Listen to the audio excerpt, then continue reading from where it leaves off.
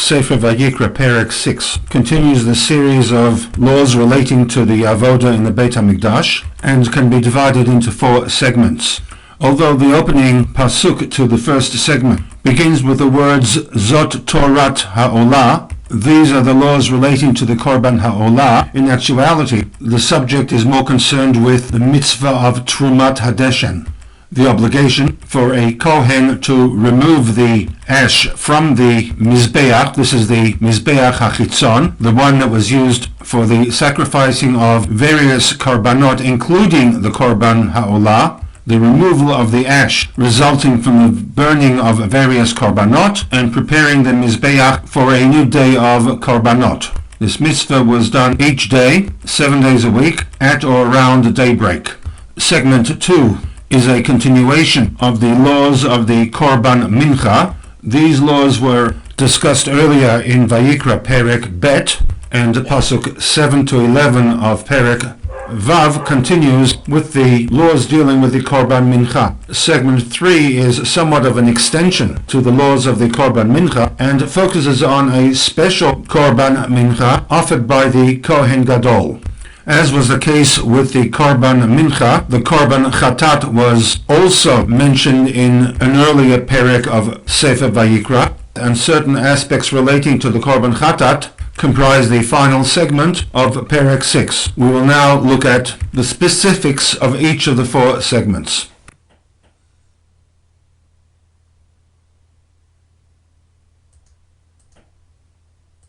The segment dealing with MITZVAT TERUMAT HaDESHEN, the preparation of the Mizbeach for the coming day's burning of the various Korbanot, opens with a statement regarding the Korban Olah. The Korban Olah differed from other Korbanot in that, as its name suggests, it was an Ayin Lamed Hey Korban, totally ascending into Shamayim, as all parts of the animal, the meat, the bone, the sinews, were consumed within the fires upon the Mizbeach. No part of the Korban Olah, in contrast to other Korbanot, were to be consumed by the Kohanim, nor by the owners of the Korban. Zot Torat Ha'olah. This is the law regarding the Korban Olah. Hi Ha'olah.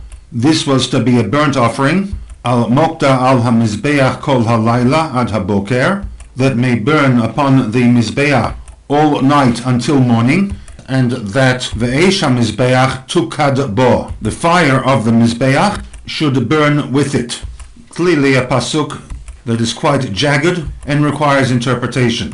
And from here the text moves on into the mitzvah of TERUMAT HaDESHEN, that on or around daybreak a Kohen was to don the big day Lavan, a set of clothes to be worn by a Kohen when doing the avoda of the Beit HaMikdash. He was to remove the ash from the Mizbeach, walk down the long ramp, and place the ash alongside the ramp leading up to the top of the Mizbeach.